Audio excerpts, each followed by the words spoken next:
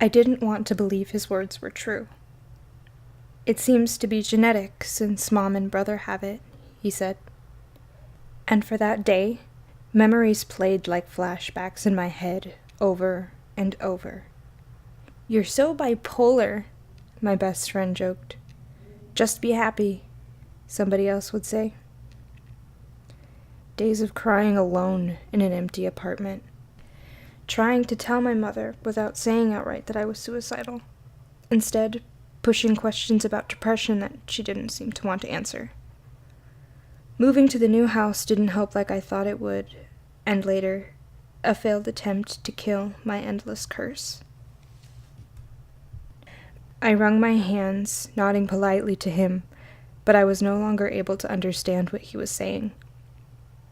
In order to want to stay alive, I would have to take a pill every day for the rest of my life so that I could be like everybody else. He was supposed to offer help, but all I could manage to think is that I'd rather be dead. There's no point if I don't actually want to be alive, right? A pill can't change the fact that I hate myself and all I ever do is ruin people's lives. A pill can't change me into a good person. A pill can't get me a job.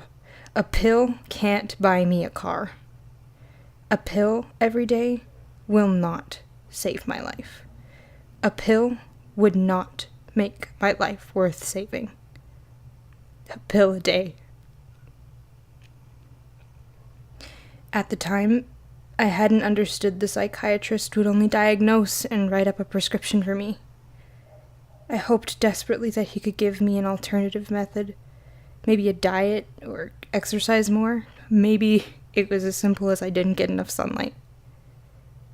He told me that, because it was genetic, those things may help, but the problem would never stop.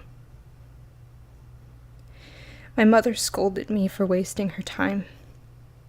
So, I decided to make what was left of that day nice, because I didn't plan on waking up again. I would never waste anyone's time again. I could stop making people suffer for my being here. As was tradition, my mother, brother, and I sat down to watch an anime, and while we weren't decided on one yet, I had always wanted to see one episode of My Hero Academia. In screenshots I'd seen, one of these characters kept calling his classmates extras, and I found this hilarious. We finished the first episode. We were all left unsure about the show since the main character was a crybaby and let the bully push him around. I was expecting something more along the lines of Naruto or Dragon Ball, and all I got was a sniveling teenager with huge eyes.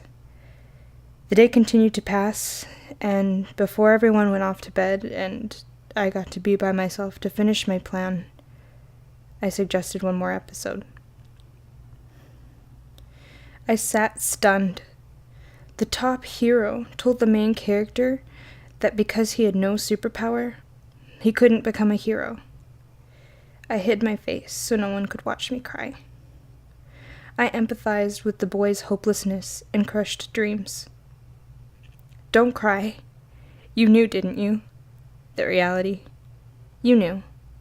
That's where you were trying so desperately. You were averting your eyes, not looking at reality." He was talking to me. Toward the end of the episode, the top hero wound up telling him, "You can be a hero."